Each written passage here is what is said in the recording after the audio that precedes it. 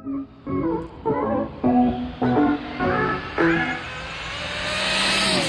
how's it going, YouTube? So we are back with the recap of the race for the weekend. So we went to two different races. We went to one here in Mass, and then we went to another one in Connecticut. So I'm going to start with the first recap as well. The car's in one piece, so it did good. That's a good thing. So I'm going to start with the first couple tickets, and then I'll get it set up, and then we'll get back to that. Alright, YouTube, so we back. So just give y'all a quick recap of the tickets. So they did have the 60-foot. So I didn't realize that at first, and then I acknowledged it. So I started to address that. So this was my first test run.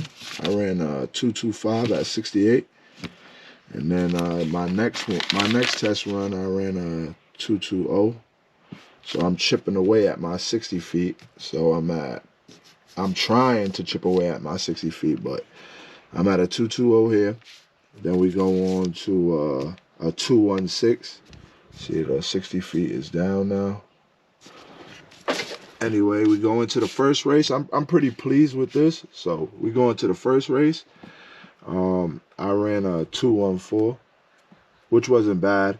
So I started messing with things. So my second run, I noticed I went down. I went a 215 at 76, so I gained more mile an hour. I was tweaking things as the day went on. I never really messed with the start power. I was just messing with the big end, so I end up forgetting about the 60 feet. But I noticed my mile an hour went up, but I lost ET. So if you see from the 214 at 72 compared to a 76 mile an hour, but I got a 215. So then we went into the third race. I ran a 218 at 68. As I was saying, I was messing with stuff, but as you see, the 60-foot went down, but I still lost ET and mile an hour. So then I had a bye run into the finals.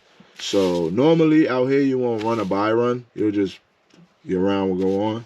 But I ran my bye run because I wanted to test something as I was tuning, and then I ran that. So I was pretty confident going into the finals with this because I ran Mike in the finals, and Mike was running a 237 all day. He was sandbagging, let me tell you.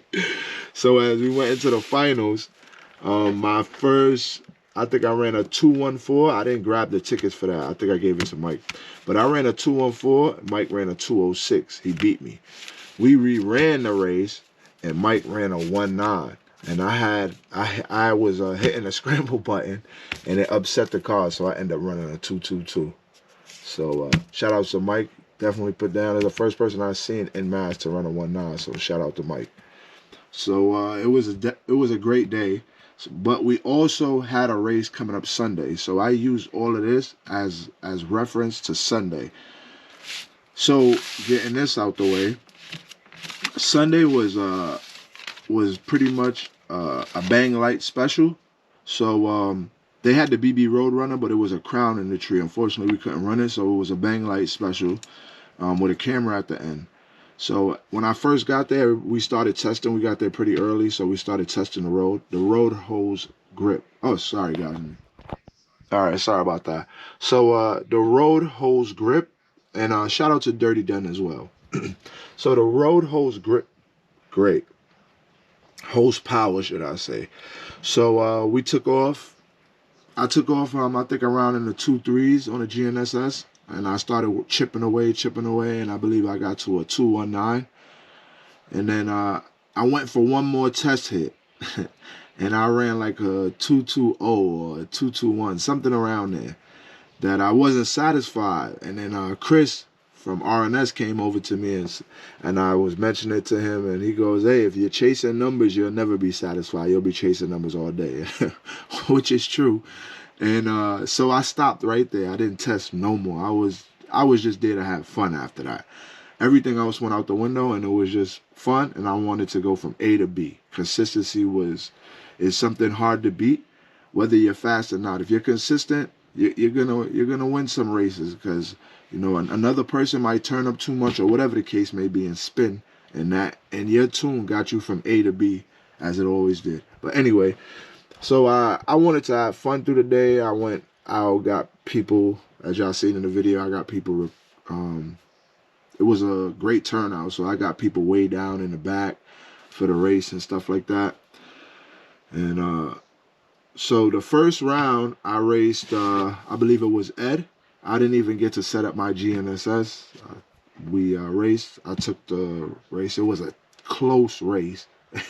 So I didn't really want to touch nothing. I end up drawing Ron the next race. I know Ron is nothing to be played with. He leaves off the line hard. So I turned up, but I didn't turn up enough. So he beat me, but at the end of the race, they did say it was a tight race. They said that he beat me by like a bumper.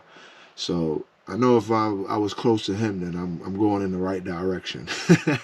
But anyway, we got a race coming up this weekend. It is a dry tire race for the first race, and it is the best 2 out of 3.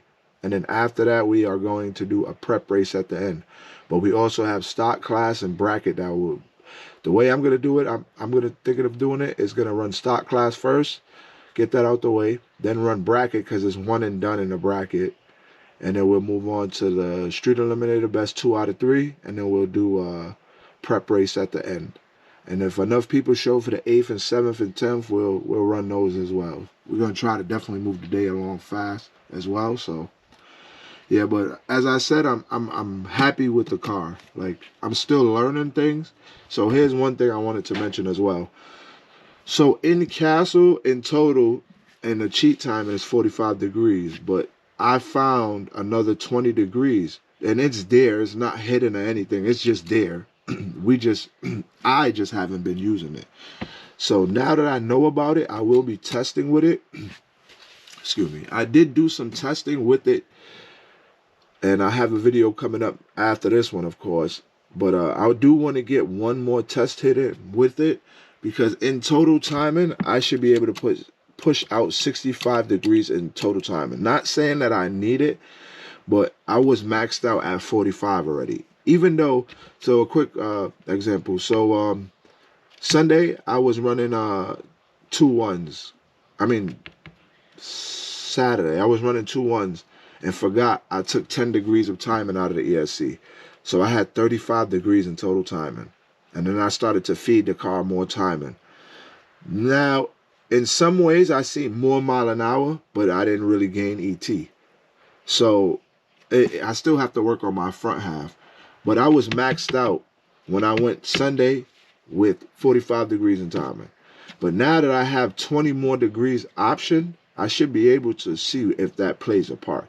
But if I want to try it before I go ahead and tell somebody else to try it and it blows up their system. So I definitely want to check logs and do things like that. So y'all stay tuned for the video to come for that. This was the recap. Also, I did run my stock car and Pinky in the Run What You Brung.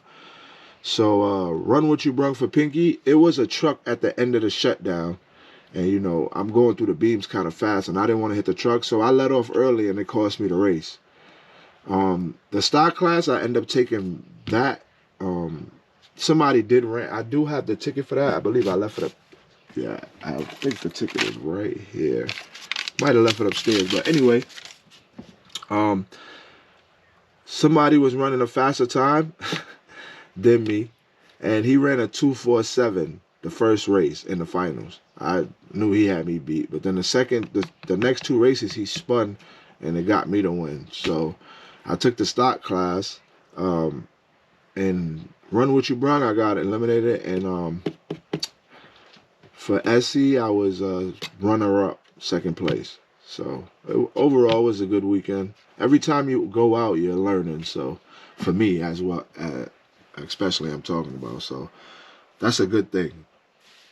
So y'all stay tuned for the next testing tune that's coming up. Hopefully I can get out and get a testing tune in. If not, then y'all stay tuned for the race coming up Sunday. And hope to see everybody out there. So all right, guys, y'all stay tuned for more. All right, I forgot to tell y'all about the Castle car. So the Castle car, I was already in Saturday, 3 classes, and I didn't want to add a 4th card to what I had going on. So I didn't run it. And Sunday, I also didn't run it. I just haven't been focused on the car. But Now I've been trying a no timing thing. As I would see in the testing tool coming up, I did run this with no timing. I was in around the 2.6, 2.5s area. But as I said with the other thing, I would still add no cheat timing, but I could still add timing to the car itself. So that's something I'm going to be working on. So in that video you would see, I didn't touch nothing. I just ran the car as is. But now I've messed with it, so I want to see if it improves, especially mile an hour. My most mile an hour was 58, and I should be in the 60s, so we'll see what happens. And I'm also testing a Tekin setup for Tony, so I'm going to see if I can get that figured out. It's something like the R1 and Hobby Wing, so we'll see if I can get that figured out and go from there. Car was in the video that I'm going to post after this one. The car was overgeared, so I'm going to play with gearing with that car and get it back out for a test session and see what happens. So, all right, guys, thanks for tuning in, and stay tuned for more.